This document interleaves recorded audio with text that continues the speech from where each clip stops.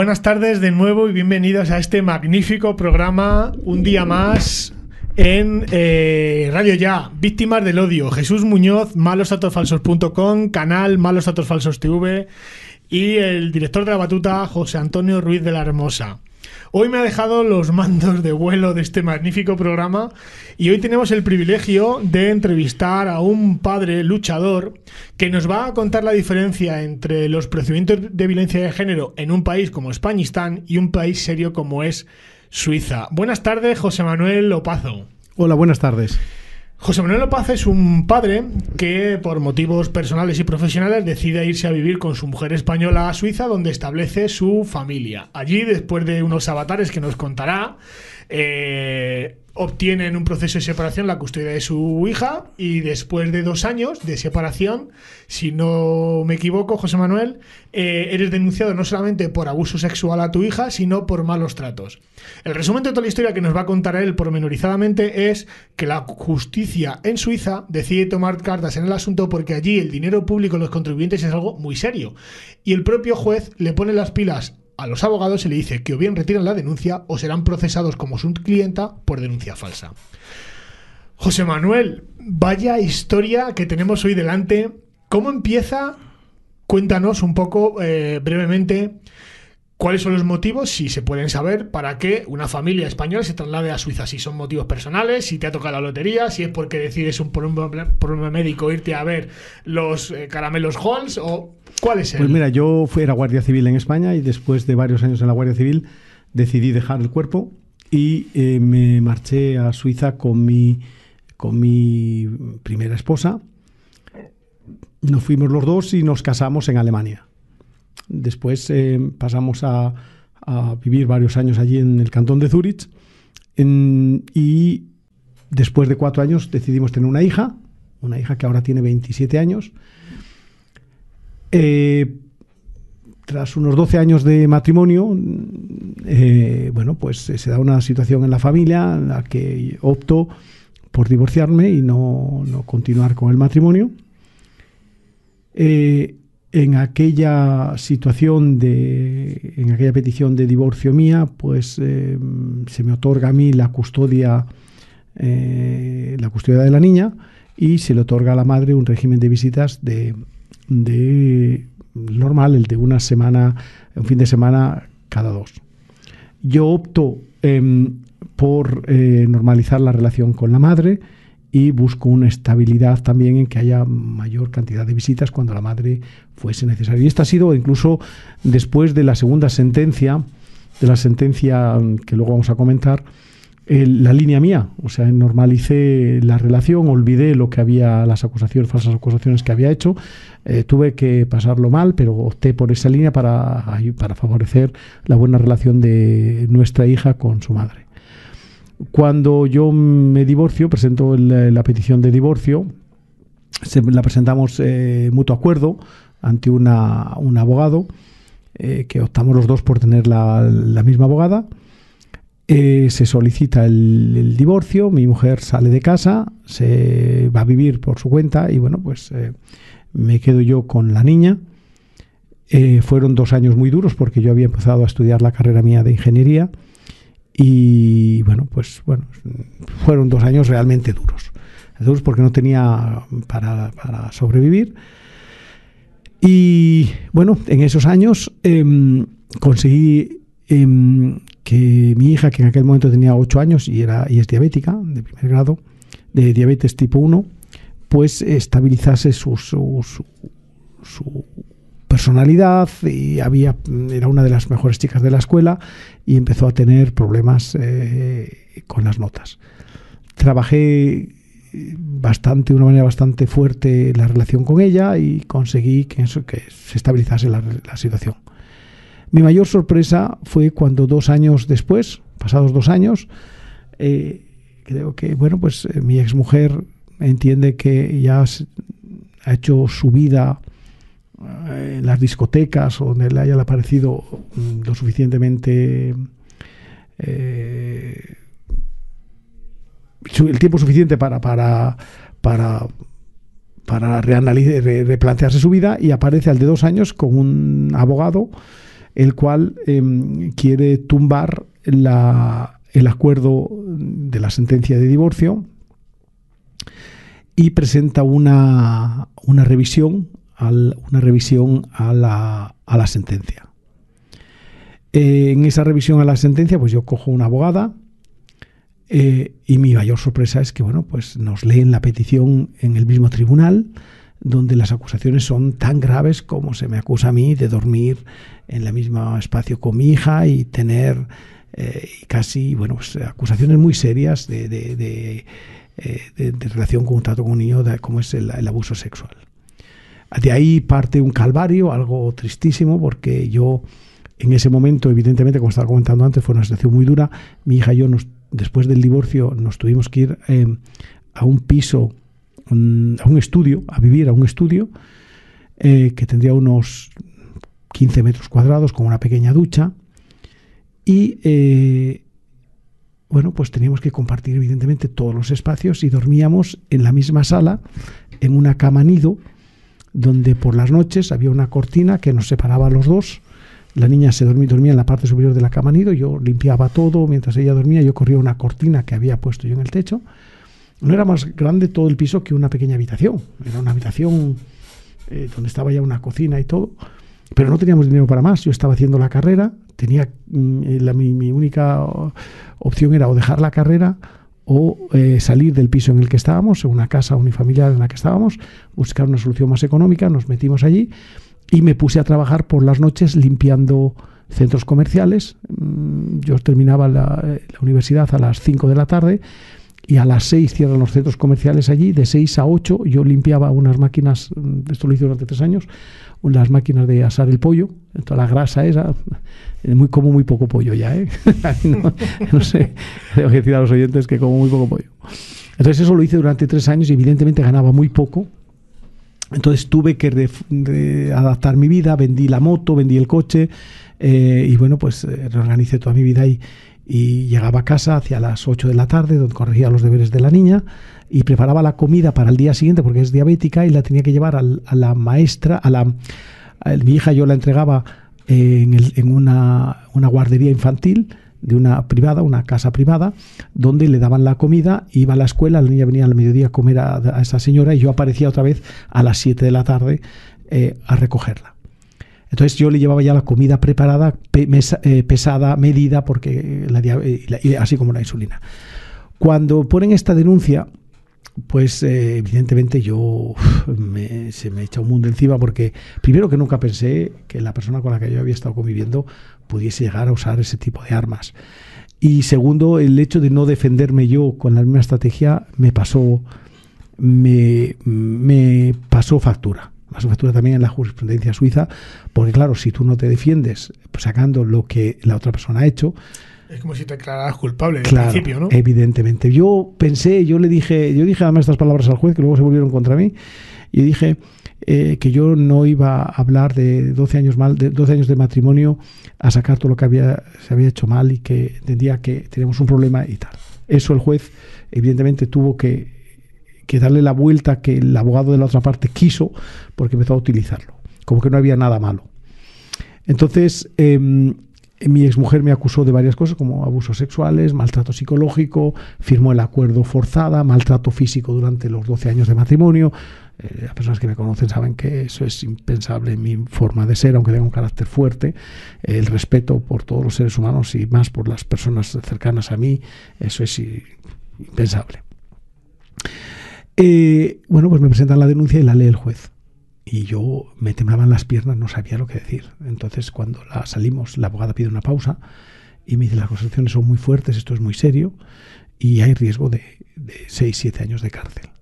El juez lee las acusaciones y nos da 60 días de plazo para presentar pruebas en contra. Fue muy duro porque de ahí empezó un calvario y tuve suerte de que consultaron a la niña. Mi hija fue escuchada por el tribunal, por unos especialistas. José Manuel, ¿hay alguna diferencia entiendo que no has vivido el procedimiento en España, pero cuando dices has escuchado a tu hija, o escucharon los jueces a tu hija, ¿lo escuchó el propio tribunal previo informe psicosocial por algún equipo psicológico o directamente el juez sentó a tu hija? Sí, con él. Directamente el juez se sentó con ella, con dos psicólogos al lado y una experta social, pero el juez participó directamente. No hubo una escucha previa, sino que directamente el juez tomó cartas en el asunto ante la gravedad de las acusaciones. Sí. Y bueno, ellos pedían medidas cautelares. Porque yo tenía la custodia de la niña, entonces la única manera que ella tenía de recuperar la custodia de la niña es denunciarme medidas cautelares. La niña hubiese ido a un centro, el juez se negó y entonces el juez escuchó, pidió quién eran los médicos que trataban a la niña, y él mismo pidió. Él mismo citó como testigo, como parte protectora de la niña, porque en Suiza, en un proceso de divorcio ahora con la nueva ley, el niño tiene un abogado. Del Estado, o sea, tiene un abogado de oficio, los hijos tienen un abogado que vela por sus intereses, independientemente de las cosas sucias y guarras que estén los padres echando entre ellos. Pero aquí entiendo que esa figura hace el Ministerio Fiscal. Allí, ¿el fiscal qué es lo que hace? Bueno, el fiscal busca la verdad, intenta buscar la verdad, y en mi caso actuó perfectamente, porque lo que comentaba antes, a mí se me dejó la custodia de la niña después del juicio, que duró 1 año y medio. A petición del fiscal también y a petición de los psicólogos y psiquiatras. Se llamaron a varios médicos que habían atendido a la niña. Yo presenté testigos y bueno, tengo que decir también que hubo un grupo en el pueblo, unas 20 personas que escribieron una carta al tribunal hablando de mi comportamiento ejemplar como padre en esos 2 años que yo estaba allí, y mis compañeros de la escuela que yo estaba estudiando, de que yo llegaba siempre media hora tarde porque tenía que poner la insulina a mi hija a las 7 de la mañana. La escuela empezaba a las 8, yo no llegaba, y la insulina a esa edad hay que ponerla no era muy exacta. Entonces tuve un apoyo muy fuerte social, y luego sobre todo la fuerza de la ley. El juez, yo recuerdo el día del juicio que el juez se levantó, el día del juicio cuando ya se suponía que estaba vista para sentencia, se levantó y él le dijo al abogado de la otra parte, le dijo: mire, la cosa aquí la vemos bastante clara. Ustedes están disparando con cañones vacíos. Y les aviso. Permíteme que ría, es que eso aquí en España es prácticamente imposible. Ya, les dijo, están disparando con cañones vacíos y les aviso. O si no retiran las denuncias y esto continúa adelante y se nota y queda claro que han sido denuncias falsas, voy a abrir proceso contra ustedes porque me obliga la ley por haber presentado a ustedes denuncias falsas. Eso aquí en España es igual. Entonces el abogado... Lo que pasa es que la diferencia es que aquí los jueces son pobres. Sí. El abogado le dijo, no, pero es que nosotros entendemos, le dijo, pero es que el tribunal en su mayoría, y eran 4 jueces, está viendo lo contrario y tiene pruebas de que esto no es así. Entonces yo les comunico en qué dirección va a ir el juicio una vez que esto se dice sentencia. Entonces el abogado de la otra parte pidió interrumpir el juicio, salieron afuera, el abogado de mi mujer, de mi exmujer, con la otra parte, estuvieron hablando unas 3/4 de hora, y cuando entraron dijeron que retiraban todas las denuncias. Entonces retiraron ante el tribunal todas las denuncias, el juez archivó la causa, quedó todo zanjado y tal. Y luego el juez se juntó con mi hija y conmigo y con la abogada y dijo que él había buscado ese tipo de cierre y no una sentencia por el bien de la niña. Por no que meter a su madre en prisión. No solo eso, por el bien de la niña. Dijo que era la única manera que, si hay una sentencia, la van en la próxima instancia a recurrir en la próxima instancia, y serían años de juicios donde la niña sufriría. De esta manera queda claro que eran denuncias falsas, y como si viniesen con otras historias de este tipo no iban a ser creíbles por el juez, y de hecho a partir de ese momento la niña cogió estabilidad. Yo recuperé la custodia, bueno, nunca la perdí, tuve la custodia, y nunca más hubo acusaciones falsas ni cosas de estas. Ante la gravedad de la otra parte, decir, bueno, si ya hemos retirado una vez acusaciones falsas, no vayamos con más cosas raras, porque la próxima entramos en la cárcel. Cuéntanos desde tu experiencia personal, que ya me imagino que será muy similar a la mía, ¿cómo viviste esto desde el principio hasta el final? Es decir, yo recuerdo cuando me imputaron, es como si me hubiera caído un edificio encima, miles de toneladas sin poder reaccionar, no tenía capacidad de reacción, no tenía infraestructura para poder ayudar. La ley de violencia de género aquí en España era muy nueva y prácticamente no... Bueno, yo creo que la ley de violencia de género, si alguien la lleva a Estrasburgo, es inconstitucional. O sea, al Tribunal de Derechos Humanos el Tribunal de Derechos Humanos esto la tumba, no lo duden. Nosotros lo hemos intentado aquí en España, pero parece ser que la gente es muy floja y que parece ser que luego los contactos que tiene el Partido Socialista en Estrasburgo, porque antes de llegar pero allí y al Tribunal de Derechos Humanos hay una serie de filtros que dicen esto sí, esto yo no. animo a que lo intenten. Yo animo a que lo intenten porque... Tomen nota, señores, que nos lo está diciendo un padre que ha vivido en Suiza y ha tumbado una denuncia falsa con la compañía de los jueces. Sí, o sea, eran varias, eran maltrato psicológico, físico, yo sexual. Tuve que dejar, a partir del día que el juez me leyó las acusaciones, mi abogado me recomendó no entrar en el cuarto de baño cuando la niña estaba duchándose. Imagine usted, una niña diabética, una de las cosas que le recomiendan los médicos es que jamás esté en la bañera sola. Por el tema de pérdida de conocimiento. Entonces yo tuve que obligar a mi hija a que ella se metía en la bañera, tenía que estar cantando todo el rato para yo no poder entrar en el cuarto baño. Cuando yo a mi hija le limpiaba el culito, el chochito, los pechos, todo, con 8 añitos que tenía, ni ningún tipo de aberración ni nada. Es tu hija. Es mi hija, hay que limpiarla y tal. Y tuve que dejarlo hacerlo. Desde ese día nunca más volví a hacerlo. O sea, a mí me marcó ese proceso. ¿Cómo afectó esto a la persona más importante de tu vida, que es tu hija? ¿Cómo crees que le afectó esto? Muy fuerte, o sea, muy fuerte. Yo creo que ella sufrió mucho y creo que tiene también seguramente sus secuelas de ello. Yo pienso que sí. ¿Qué relación hay entre la madre y la hija actualmente? Buena, muy buena, porque yo me he preocupado siempre. O sea, una de las cosas que, una vez zanjado este tema, he intentado restablecer la relación con mi exmujer por el beneficio de mi hija. Y es una de las cosas que dijo la psicóloga, la médico que, por tuve suerte, que la médico que cuidaba a mi hija era una médico pediatra que era experta de los tribunales. Entonces su declaración fue básica. Es una médica pediatra de uno de los hospitales más antiguos de Zurich. Ahora ya está jubilada, se ha jubilado el año pasado y ha atendido a mis otras 2 hijas. Ahora esta hija tiene 28 años y tengo 2 de 4 y de 8 años y las lleva esta médico pediatra también. Las llevaba porque se ha jubilado el año pasado. Pero a mí yo creo que me ha marcado muchísimo y las secuelas creo que son realmente fuertes. A mí personalmente yo he intentado que la relación con mi exmujer fuera lo normal, pero es difícil. Es difícil, no por mi parte, porque yo he tendido la mano. Entiendo que lo mejor para unos hijos es que se establezca la relación. ¿Ella en algún momento te ha pedido perdón? No, nunca. No. Bueno, pero yo creo que eso va con las personas. Hay personas que no son capaces de pedir perdón. ¿En cuánto tiempo resolviste tu caso? Desde la denuncia hasta la resolución judicial, donde saliste absuelto. 2 años y medio. Claro, es que el tiempo también es una cosa que juega en tu favor. 2 años y medio y a partir de ese momento yo pude.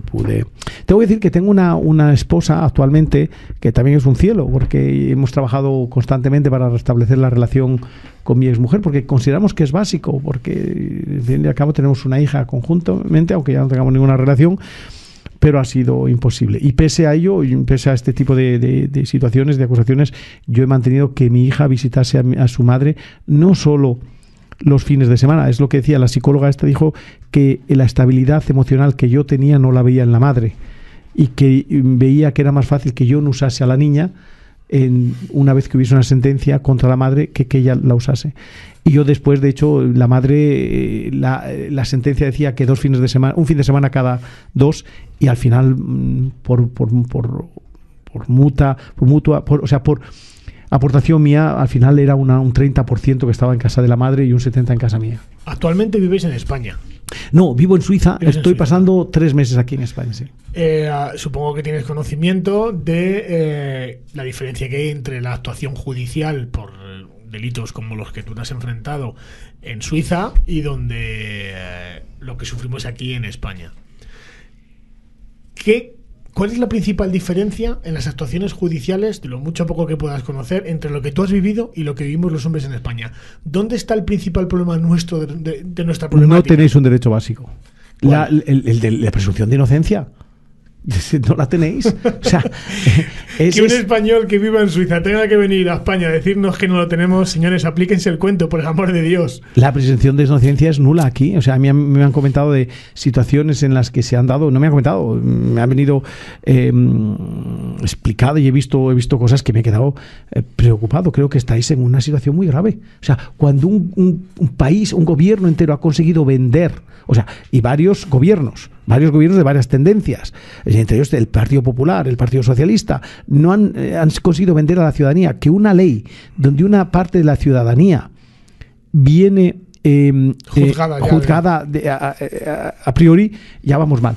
Yo pienso que la ley de violencia de género genera más violencia que la ley, pero no pienso, Coincido, o sea, esto está claro. coincido. O sea, coincide más porque si tú a un perro, si tú a cualquier animal y a cualquier ser humano, incluso a una mujer, la cogieses y le hicieses lo que se haces a un hombre, yo pienso que ellas no aguantarían tanto. No, el nivel de agresividad que se saldría a flote sería superior.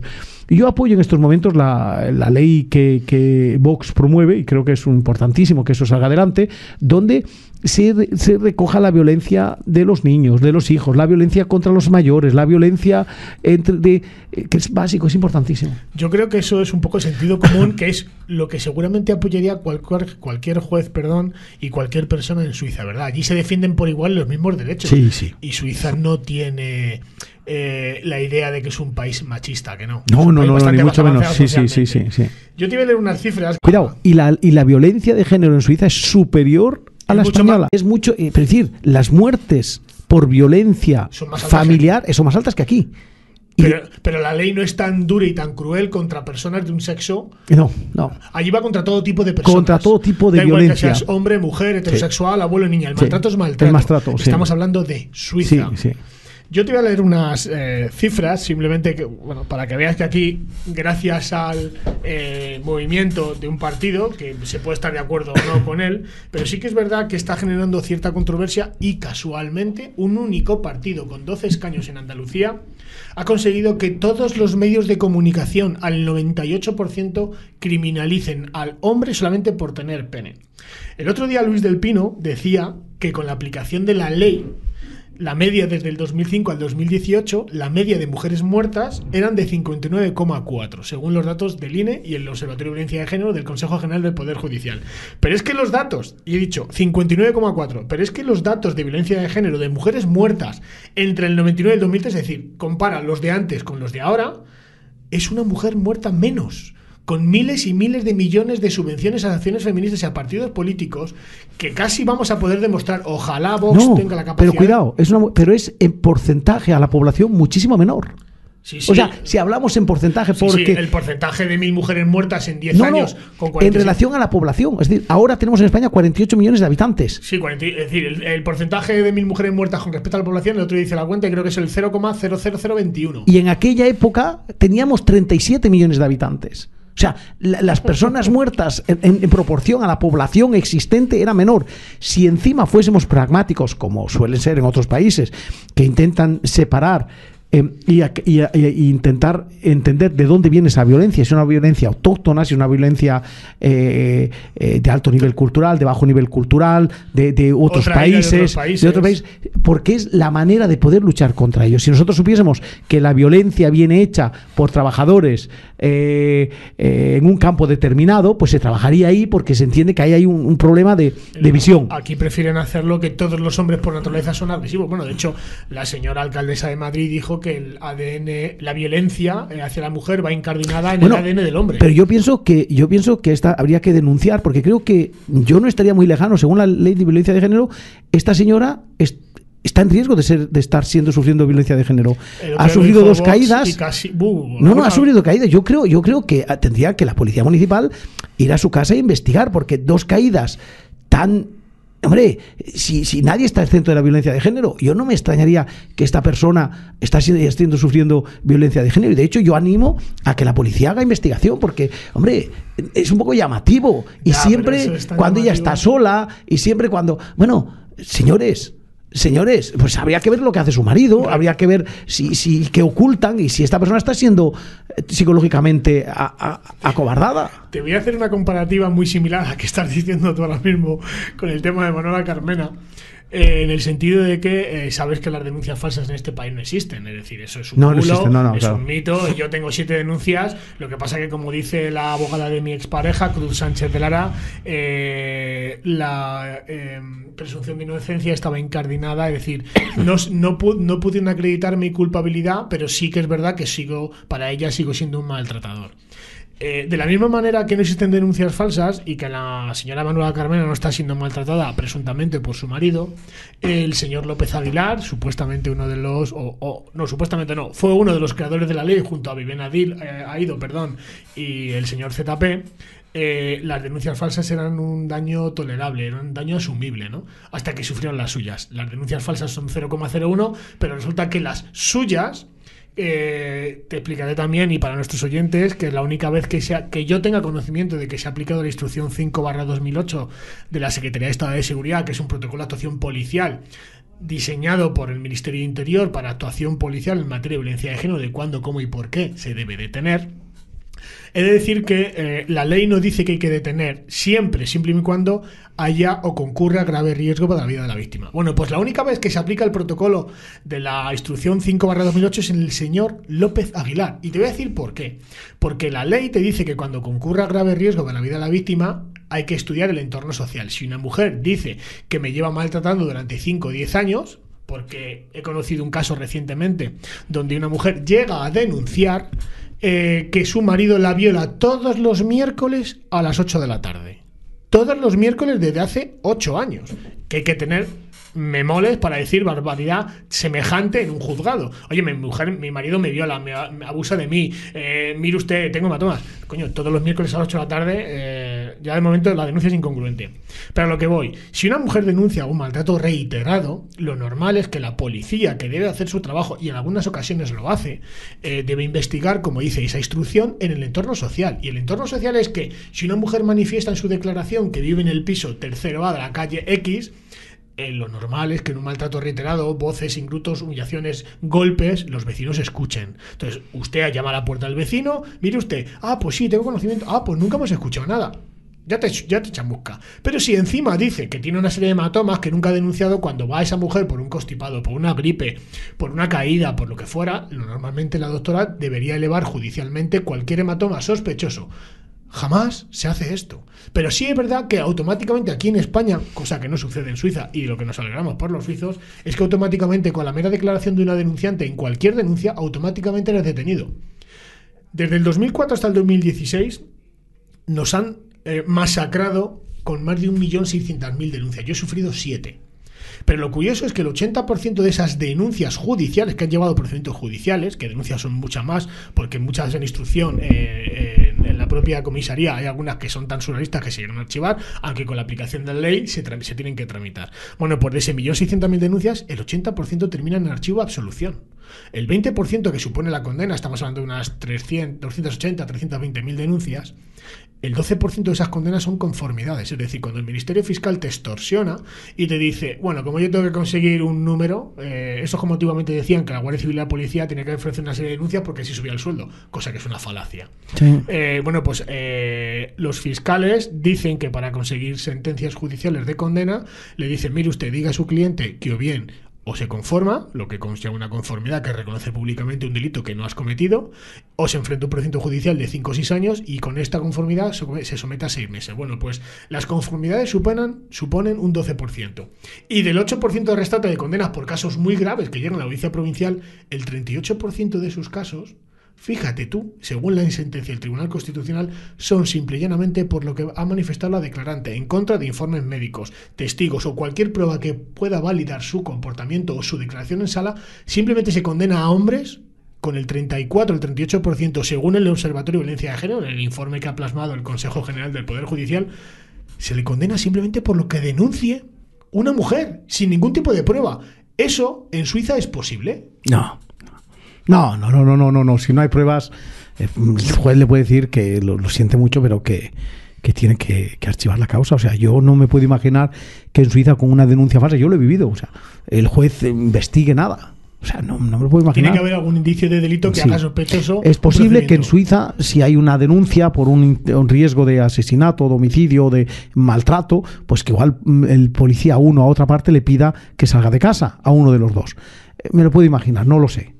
Pero lo que sí le puedo decir yo es que no creo yo que la justicia en Suiza juzgase a una persona simplemente por he oído decir o me ha dicho, es que mi amigo ha oído, es que yo creo que, yo pienso que son primos hermanos del tonteque. Y los jueces hoy día están juzgando en España, es que yo creo que, yo pienso que, él ha dicho que, él ha hecho que.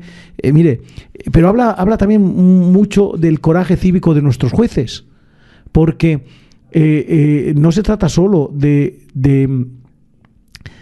lo que dice la ley. Los jueces deben interpretar lo que el pueblo necesita.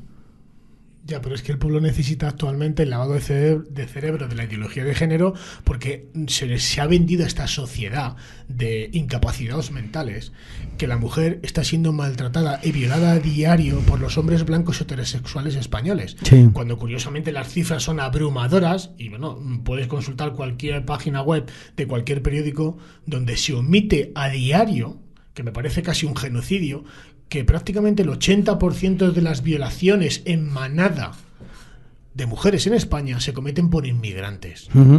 Cuando prácticamente el 45% de la violencia de género que sufren las mujeres en este país son a manos de inmigrantes. Y esto no es un mensaje racista ni xenófobo. No, es así, es así. La realidad. Es real. Es decir, el 45%... Bueno, es que el otro pero no solo son aquí, españoles. en Alemania, mire, ayer el ministro de Interior alemán, el señor Seehofer, ha hablado clarísimamente. Van a reforzar la ley para expulsar a inmigrantes que abusan sexualmente de las mujeres, punto. Y ha dicho, no podemos tolerar este tipo de violencia en nuestras calles. Así de sencillo. Alemania, precisamente, hace 2 años, que muchas veces lo comentas en foros y en discusiones con amigos o compañeros de trabajo, y te dicen que eso es imposible.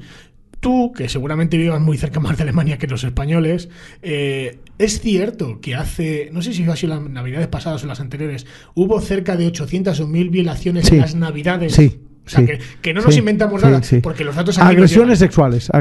Y el 99,9% fueron cometidas por inmigrantes de etnia musulmana. Sí, fueron incluso por personas que habían entrado hacía poco en el país. O sea, porque las personas los ya... pobrecitos refugiados. Los refugiados que no son tan refugiados. Que entraron a través de la frontera con Turquía. Porque muchos de los musulmanes que llevan aquí años han adoptado ciertos de nuestros comportamientos, pero no olvidemos que estas personas llegan de zonas donde la mujer no cuenta nada. O sea, si la mujer no va acompañada de un hombre, no es nadie. Y llenar de piedras a una mujer que ha hecho ciertas cosas es posible. Entonces, es normal que puedan tener este tipo de comportamiento. Para ellos es normal. O sea, lo no normal es lo nuestro, que sabiendo que son personas que tan lejanas de una cultura tan tolerante como la nuestra, no protejamos a nuestras mujeres con leyes más duras hacia ese tipo de comportamientos. ¿Qué es lo que se le puede pasar? Porque yo de verdad me lo pregunto, pero a lo mejor es que en España somos demasiado tontos y en Europa a lo mejor tenéis una mente más regada de riego cerebral. ¿Qué es lo que le pasa a las mujeres en este país para que sean lavadas del cerebro de una forma tan abismal? Gracias a Dios está empezando a despertar una gran mayoría de mujeres. Yo, por lo menos, la experiencia que tengo en la página web, cada vez llaman más abuelas, más segundas esposas de maridos que han sido afectados por leyes de violencia de género. Pero ¿qué está sucediendo en la mujer hoy en día? Prácticamente la juventud universitaria y la que antes de tener una relación seria con una mujer entre los 16, 18, 20 hasta los 30 años prácticamente tienen comido el cerebro y siempre están hablando de cosas que yo no escucho en el resto de países como Noruega, Bélgica, Holanda, Francia, Alemania, y se habla constantemente del heteropatriarcado, de la presión yugular que se le hace por parte de los hombres, que seguimos viviendo en una sociedad machista. Tú que vives a caballo entre dos países como España, que es tu cuna, y Suiza, que es un país yo creo que de los países, o el país más avanzado occidental, ¿tú observas esa diferenciación entre la sociedad española y la suiza con respecto a la presión que se le puede hacer a una mujer socialmente?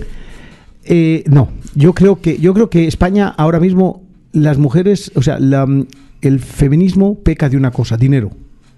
En estos momentos el dinero mueve los hilos del feminismo. Entonces tienen mucho dinero en estos momentos y tienen que seguir por esa línea. Yo te voy a decir desde mi punto de vista, yo soy un hombre, Dios mío, yo cuido la igualdad, el hombre y la mujer. Yo en mi casa colaboro con mi mujer, pese a que yo trabajo el 150% fuera, y me siento obligado a colaborar con ella todo lo que puedo. Pero yo no puedo ocultar que soy un macho. Yo soy un hombre. A mí me gusta abrir la puerta. A mí me gusta proteger a una mujer. A mí me gusta cuidar a una mujer.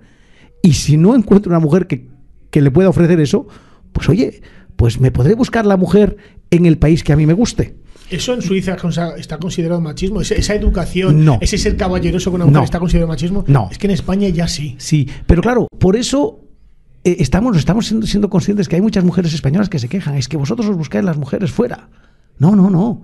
Es que yo soy una persona que yo me considero macho en el sentido positivo. Es decir, me gusta trabajar para que mi familia tenga todo lo que pueda. Es decir, yo no tengo un problema en que mi mujer trabaje también. Es más, lo animo y creo que es básico que sea así. Pero me gusta sentirme a gusto sabiendo que lo que aporto yo lleva a que ella no tenga necesidad de trabajar. Eso es una necesidad mía psicológica.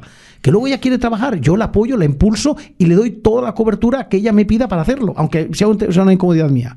Pero ¿podré ser yo macho? Reivindicar la parte... Es que tienes una parte cerebral que no puedes evitar, claro. Que Entonces, es la evolución de tu si cerebro. Si a mí una mujer se molesta porque yo le abra la puerta del coche, pues ya no es mujer para mí. Y como yo, hay cientos de hombres que empiezan a decir, si no coges mi parte de macho, búscate otro hombre, porque yo no soy hombre para ti. Y entonces empiezan a quedar solas. Empiezan a decir, hombre, pero es que los hombres españoles ya no... No. Si podré elegir yo con quién me caso... Fíjate tú, el otro día en una entrevista que hice a Fernando Cocho, es un analista de ciberseguridad a nivel internacional, y hablé en una entrevista exclusivamente de la manipulación del lenguaje. Fíjate, si hay tema para hablar en 50 minutos, se me quedaron cortos. Una cosa que me sorprendió y es que mucha culpa, a ver si expreso el mensaje y no quiero meter la culpa, que luego Fernando Cocho se me enfade porque le tengo mucha estima y hizo una magnífica entrevista. Lo que yo os puedo extraer de esa parte de la conversación fue que mucha culpa del comportamiento machista del hombre, o en este caso de los adolescentes, es porque las chicas adolescentes prefieren el comportamiento del macho alfa de un grupo de personas. ¿Qué pasa? Que el que no triunfa intenta imitar ese comportamiento alfa, es decir, es muy conocido que normalmente las mujeres o las chicas adolescentes buscan en esa época hormonal pues al más fuerte, al más llamativo, al más tonto o al más vándalo. Siempre termina saliendo la más guapa con el más delincuente. Entonces, el resto, los pagafantas, como se suele llamar, terminan imitando el comportamiento del triunfador. Sí. Es decir, ¿hasta qué punto la mujer es cómplice de lo que le está sucediendo? Pero eso es parte de la naturaleza. Por eso yo digo que soy macho, no en el aspecto negativo del machismo. Yo no soy machista, absolutamente no. Me gusta la igualdad y la creo como la base de cualquier relación. Y más entre hombre y mujer, y más si vives en el mismo techo. Pero soy macho en el aspecto en el que dices tú, a mí me gusta cuidar de la persona con la que yo quiero convivir. Entonces, claro, hay mujeres que dicen, no, a mí no me gusta que me abra la puerta. Totalmente de acuerdo, chica. Yo lo puedo respetar, pero entonces no encajas en mi patrón. Si a ti no te gusta que tu marido sienta o tu partner que te proteja, pues entonces yo no soy el hombre para esa persona. Y como yo, hay cientos de miles de hombres que no saben expresar ese machismo, y entonces hay cientos de miles de mujeres que poco a poco, yo tengo amigas que me han recriminado, jolín, es que al final los hombres os vais a buscar las mujeres al extranjero, no al extranjero, no os casáis o no queréis casar, cada vez os casáis menos, cada vez queréis tener... Perdona. Es que la culpa es vuestra. ¿Podré llegar yo a este nivel de decisión? Si me estás acorralando y yo sé que firmar un matrimonio puede llevarme a una situación muy difícil en un momento dado, y todos sabemos que hay momentos de discusión, es decir, que muchas veces unas agresiones que se puedan dar no tienen que ver con agresiones de género, tienen que ver con agresiones simplemente, es decir... El hecho de la pareja, donde que ya una agresión es una falta de respeto tremenda, es decir, de aquí yo creo que mostramos nuestra más solidaria participación con cualquier víctima de violencia en la violencia familiar, pero también es verdad que la sensación que yo por lo menos tengo y lo que yo he vivido, y puedo criminalizar a las dos abogadas que me destrozaron la vida y a la de mi hijo, es decir, esas señoras contribuyeron a que una discusión de pareja verbal, donde ella constantemente me llamaba hijo de tal, es decir, lo convirtieron, dando la vuelta, convirtiendo en mentiras, es decir, una discusión de pareja se convierte hoy en día en un acto de violencia de género. Es decir, yo entiendo que la violencia de género es un acto reiterativo en el tiempo, tanto físico como psicológico, con ánimo de destrozar físico o psicológicamente la parte contraria. Pero una discusión de pareja donde tú me llamas tonto, yo te llamo tonta, ¿dónde está el desprestigio a la mujer? ¿Dónde está el menosvalorar a esa mujer cuando ella me está insultando, yo tengo que insultar? Es decir, cuando hay unas condiciones de igualdad, no podemos reproducir la igualdad en lo negativo, pero tú no puedes abusar de esa situación de igualdad, porque como yo soy mujer, y ya se están empezando a reproducir muchísimas situaciones que me llevan a la página web con grabaciones que de verdad que a algunos le dejan los pelos de punta, donde la mujer te dice, no es una ni dos, muchas grabaciones me llegan, y cuando graban a su mujer, Jesús, ¿esto es válido? Claro que es válido, y te dicen, soy mujer y no tengo más que fingir y soltar 4 lagrimitas ante el juez, que sabes que me voy a quedar con tu casa, con tu hijo y con tu vida. Sí, sí. Entonces el tío literalmente es que se acojona, es decir, entonces cuando alguien te recrimina, es que estáis buscando mujeres fuera, perdonadme, pero todas esas mujeres que ahora os sentís molesta, tampoco veo que saltéis a la calle en favor de esos hombres a los que queréis que vivan con vosotros. No. Yo, lo que te comentaba, por un lado hay mucho dinero en juego, y por otro lado, ahora mismo empiezan a salir ya las consecuencias a políticos de esta ley. Y empiezan a darse cuenta de dónde está llegando la situación. Claro, porque ellos no movían ficha porque nos afectaba, pero empiezan a haber ya muchos políticos que se han visto con la ley de violencia de género metida en casa. Sí, pero fíjate tú, volvemos a lo de antes, y es el hecho de lo que ha sucedido con un partido como ha sido Vox, como la víscera más radical de estos femiprogres de todos los partidos políticos. Me he quedado asombrado con, bueno, yo las tenía como realmente feministas, rozando lo radical, como Susana Griso y Ana Rosa Quintana. O sea, se les sale la yugular cuando hablan de partidos xenófobos y machistas, cuando lo único que están diciendo que hay que igualar penalmente el maltrato a un hombre y una mujer. El otro día escuchaba una entrevista que le hicieron a Ortega Smith en la SER, y ves a Ángel Barceló diciendo que no se le puede catalogar, no se puede nivelar igual la muerte de una mujer que la muerte de un hombre. Es decir, estamos llegando a la manipulación del lenguaje, donde el hombre, con perdón, vale una mierda y la mujer es una diosa. Entonces, manipulando ese mensaje, estamos diciendo a los niños que se dejen maltratar, humillar, pisotear, hacer bullying por mujeres, porque ya siempre estamos mandando un falso patrón de comportamiento a nuestros hijos. Se ha invertido el machismo antiguamente con el de ahora. Nuestros hijos en el comportamiento en una casa están viendo, hijos e hijas, o sea, no estoy diciendo solo niños, o sea, niños y niñas están viendo el comportamiento de los padres falsificado, no están viendo la naturaleza charlando. O sea, hay que enseñar a nuestros hijos a dialogar, no a tener miedo al diálogo, o no a tener miedo aunque sea un diálogo acalorado, con el respeto a la otra parte, sea la parte que sea un contrincante político, sea tu mujer. Si tienes que discutir que no estás de acuerdo con el sistema educativo que estás aplicando a tu hijo, poder hablarlo, y aunque sea acaloradamente, siempre dentro del respeto que se merecen todas las personas. Yo creo que es una cosa que se está perdiendo con esta Estamos enseñando a nuestros hijos a eso que dices tú, a tener miedo no a discutir desde el punto de vista de tú y yo estamos discutiendo sobre un tema, o hablando o dialogando sobre un tema.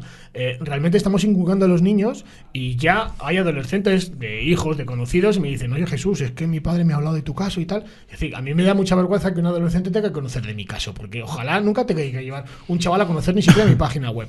Pero estamos inculcando a los niños decir: es que yo no quiero salir con chicas. Hombre, vamos a ver, está muy bien ahora ser homosexual, transexual, pero no, si yo soy heterosexual, Jesús, dice, pero es que me dan miedo las chicas. Dice, es que he visto lo que le ha hecho mi madre a mi padre. El otro día, sin más, el 17N, que estuvimos hablando de una manifestación que fue para mí un triunfo de lo que hemos hecho hasta la época, y tuve que agradecer públicamente a una niña de 13 años que se llama Carla, cómo había hecho un vídeo y se puso en contacto conmigo para que echara un cable a su padre, y a través de ella contacté con el padre. Y me sorprende cómo una niña de 13 años se envalentona para hacer público un vídeo de denuncia de las denuncias que había puesto falsamente su madre contra su padre para denunciarle por violencia de género. Es decir, estamos haciendo partícipes a los niños de las ocurrencias o malpensamientos de los adultos, cuando ellos lo que tienen que disfrutar es de su familia. Pero lo peor de esto es que los jueces no intervengan. Que los jueces, por encima de que los jueces tienen un margen para dictar sentencia y un margen para archivar las cosas, tienen un margen. Y si no lo hacen es porque tienen un interés de una carrera profesional. Yo me consta que hay muy buenos jueces, pero deberían amordazados, pero deberían hacer un análisis de coraje cívico. O sea, no solo se trata de impartir justicia. Y no nos olvidemos, que es lo que está pasando un poco en España, no nos olvidemos que cuando la justicia se ha alejado del pueblo, ha habido una rebelión siempre. Siempre. Y en estos momentos la justicia se está alejando muchísimo del pueblo español, con sentencias extrañas que nadie reconoce. Mira, yo soy de los primeros que he dicho, lo digo, la gente que me conoce sabe que lo llevo diciendo años. Odio el terrorismo, odio la violencia en cualquier tipo de ámbito, odio el extremismo. Y una de las cosas que tenemos que aprender dentro del terrorismo islamista es que esa gente no tiene nada que perder porque no tiene nada. No. Con la ley de violencia de género, lo he dicho delante de más de un jurista, incluso en un juez, una ponencia que hubo con un juzgado de familia y un juez de una audiencia provincial, que saliendo del making of, hombre, usted, Jesús Muñoz, digo, sí, el friki de la página web. No sé considera usted un friki porque está usando usted con su página web un debate muy interesante entre muchos juristas. Digo, pues espero que esto sirva de precedente para que muchos compañeros suyos sean valientes. A lo que voy.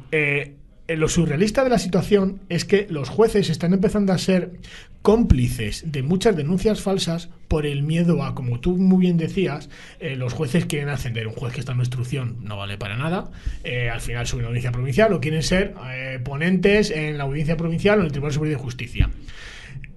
Los jueces, y así lo dice una abogada también, que lo ha dicho en Twitter, que está harta, cualquier policía de cualquier oficina de denuncias, cualquier guardia civil, cualquier miembro de la Fuerza del Cuerpo de Seguridad del Estado, en cualquier provincia te puede decir que las denuncias falsas son una barbaridad.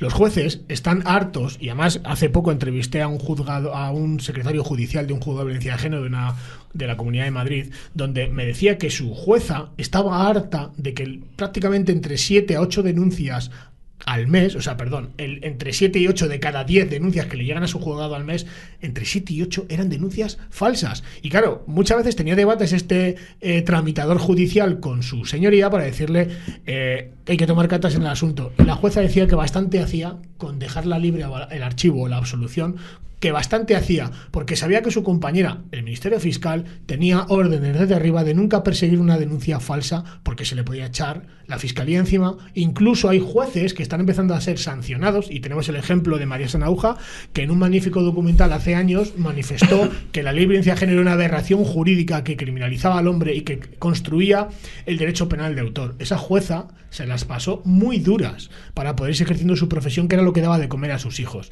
Una jueza en Santander fue criminalizada y sancionada por el Consejo General del Poder Judicial con 3.000 euros por decir que la ley de violencia de género era una ley anticonstitucional. Y es anticonstitucional. Pero si yo, como he dicho antes, yo considero que las posibilidades de ganar esto en el Tribunal de La Haya es de un 95%. Si se encamina desde el inicio esto bien... yo les voy a decir que lo que yo conozco, el Tribunal de La Haya es un tribunal que busca realmente que los estados tengan unos derechos básicos fuertes. Y está claro que uno de los derechos básicos es la presunción de inocencia. O sea, yo dudo mucho que si esto se hubiese llevado a un tribunal fuera de España, se hubiese perdido. Yo no lo creo. Yo creo, yo estoy en la misma línea que tú. Yo sinceramente creo que eso es una cosa que tenemos que ganar. La diferencia con el resto de mujeres que llevan luchando por sus derechos muchos años y son capaces de juntarse por cualquier tipo de circunstancia que conculque sus derechos, y los hombres estamos acostumbrados actualmente a estar dentro de una red social, una pequeña manifestación y poco más. Bueno, pero esto ha salido a raíz de querer recuperar, de querer captar unos votos por parte de unos partidos que han querido movilizar una serie de personas, y bueno, pues han sabido que tocando determinado botón se movía un resorte que hacía que tantas personas fuesen a votar. Eso ha sido simplemente el mecanismo que ha querido funcionar. Yo creo, con respecto a ese partido, y yo me digo en un partido que otro, yo he sido votante de varios partidos, y actualmente solamente, y creo que con esto me voy a significar, y me da igual que me tanche de extremista, xenófobo, me da igual. Yo ya mi vida la tengo hecha, he sufrido lo que he sufrido y nadie me puede decir lo contrario, porque lo he demostrado judicialmente en muchísimos procedimientos y me he enfrentado al demonio, que son estas dos abogadas. Yo no pienso votar, no voy a decir a quién voy a votar, pero es de sentido común. No pienso votar a ningún partido en España que me criminalice simplemente por tener Yo tampoco. O sea, no, yo tengo, tampoco, porque, claro. Y creo que con ello, mira, hay una postura ahora mismo de Vox en Andalucía a la cual yo tengo que decir que me ha gustado mucho, y yo simpatizo con muchas de las cosas que Vox está sacando adelante, pero una de las cosas que más me ha gustado, independientemente de que yo pueda comulgar con ellos o no, es que se mantienen firmes en una cosa, que llevan en su programa, y que mucha gente le ha dado el voto por ello. Entonces, me gusta que se mantengan serios ahí. ¿Cuánta gente, y tú que vives constantemente en Suiza y estás a caballo, como he dicho, entre España y Suiza, cuánta gente en Suiza, hombres o mujeres, crees que estarían de acuerdo en lo que ha dicho en Andalucía con respecto a esta ley un partido como Vox? ¿Tú crees que sería algo de sentido común, que la gente en Suiza lo puede entender? Sí, eso es sin lugar a dudas. Y en España también. El problema es que en España llega esa información de otra manera al usuario. O sea, llega a través de TV3, llega a través de Antena 3, llega a través de estos donde la falsifican. Yo hoy estaba escuchando y por qué Vox no apoyaba el pacto en Andalucía y ponían que machista y maltratadores y que apoyan el maltrato. O sea, nada más lejano. Sé que Vox hoy ha puesto una querella criminal a alguien que ha dicho, no sé quién ha sido, no sé si ha sido un representante político o un medio de comunicación, que Vox se significa con los maltratadores y les da apoyo. Creo que Vox ha dicho en redes sociales que piensa presentar una querella criminal por injurias y calumnias contra esa persona que les ha difamado, porque el apoyar la ley de violencia intrafamiliar que apoye y defienda a todas las víctimas de maltrato, pero no significa que dejes de abandonar a la mujer verdadera víctima. Es que la violencia de los niños hacia los padres, los hijos hacia los padres, no está recogida en ningún lado. Y ha aumentado un 250% en los últimos 7 años. Mira, ya en la Comunidad de Madrid, en el año 2009, creo recordar, en el año 2009 se denunciaron más de 12.000 padres, 12.000 familias en la Comunidad de Madrid denunciaron 9.000 casos de maltrato de hijos a padres. Estamos hablando hace 9 años. Por tanto, creo que una ley de violencia que proteja a todo tipo de víctimas, independientemente del sexo o de la edad, creo que es necesario. El problema es que hay que quitar el tabú, y no es el tabú, sino que los medios de comunicación, cada vez que anuncian un caso de violencia de género y anuncian el 016, pegan el cerrojazo y dicen a cobrar subvenciones. Y ese es el principal problema de la ideología de género. Que muchos estamos viendo que todo esto es un complejo económico, que ha movido más de 60.000 millones de euros, y a nadie le extraña esto, ni nadie le rasga vestiduras. Hemos visto como desde antes de la aplicación de la ley, la media de muertas era de 58, y ahora con la ley... Con 35 millones de habitantes, ahora con 48 tenemos las mismas. Es decir, el porcentaje de muertos es superior en la fase anterior a la ley, y clarísimamente. Y casualmente que coincide con un dato que es anecdótico, y es el hecho de que a mayor número de inmigrantes que están llegando, la violencia de género ha aumentado. Este año, con el Partido Socialista, que casualmente han aumentado las denuncias falsas, la media de denuncias, porcentaje anual era entre 120.000 y 130.000. En el año 2017 llegamos a las 166.000 denuncias. Es decir, si esto le sumas que el programa Daphne y el programa de fondos públicos de la Comisión Europea, los programas de cohesión, brindan un sustento poder económico por cada denuncia, España multiplica, no sé si alguien hablaba de entre las 3.400 euros por denuncia por 166.000 denuncias anuales, más lo que da cada subvención de diferentes ministerios, diferentes gobiernos. Es decir, es que esto, vivir de la violencia de género, coño, es que es mejor casi que vivir del PER. Sí, es más fácil. Es más fácil y no estás afectado. Seguramente buscas en quién es el afectado y le machacas la cabeza. Yo sinceramente, animo a las personas como tú a que no cesen esto en el Tribunal Supremo ni en el Tribunal Constitucional, que lo saquen de España. Ganaremos cuando un tribunal exterior diga esa ley es anticonstitucional y la presunción de inocencia está dañada. Yo creo firmemente en esa convicción, y hay quien dice que a esta gentuza, porque no tiene otro nombre, algún día tendrá su juicio de Nuremberg. En eso estamos, en este programa. Terminamos con José Manuel Opazo. Muchísimas gracias por tu asistencia, por ganar tu tremendo caso, y sobre todo te quiero dar las gracias por la valentía que has demostrado en no rendirte, que tuviste la grandísima suerte que muchos no tenemos en España, y es que la justicia se pone del lado del inocente y no del delincuente. Estábamos hablando de justicia. De justicia. Yo ya esa palabra no sé lo que es, no sé ni lo que existe, para mí no existe ni la justicia, ni la creencia en un Estado de Derecho, no existe la democracia, ni creo en la Constitución, porque el artículo 14 me lo han robado. Ya no soy igual que una mujer, soy inferior a una mujer. Y bueno, pues para mí entrevistarte hoy ha sido un orgullo, una satisfacción. Gracias. De saber que, José Manuel, me dejas una vía abierta, que en otros países no somos machistas. Es decir, que las mismas actitudes que tenemos aquí, muchos que ya hemos luchando, yo por desgracia en esto ya 14 años, no lucho ni por dinero, ni por publicidad, simplemente porque tengo la suerte y la gracia que tengo un niño de 14 años que no veo hace 11 años, porque su descerebrada madre así lo ha querido, pues haciendo de todo lo que ha podido hacer, denunciándome otras cosas por violencia de género. Pero actualmente tengo 2 hijos maravillosos con una mujer estupenda, que no quiero que no pasen ni un solo segundo por lo que yo he pasado durante 6 años. Así que muchísimas gracias. A mí encantado de haberte conocido, la verdad, había oído hablar de tu caso y para mí ha sido una satisfacción haberte conocido personalmente. Pues mutuamente, José Manuel Opazo, un padre luchador suizo que nacido en España, es guardia civil, tuvo que ir a Suiza, allí en su experiencia que nos ha contado, a demostrar que las denuncias falsas existen y que la justicia fuera de España es más real que la de Pakistán. Muchísimas gracias y os dejo aquí en manos de Radio Ya, Víctima del Odio, vuestro programa, Jesús Muñoz, malostatosfalsos.com y vuestro canal de denuncias, Malos Datos Falsos TV. Mil gracias a todos. Buenas tardes.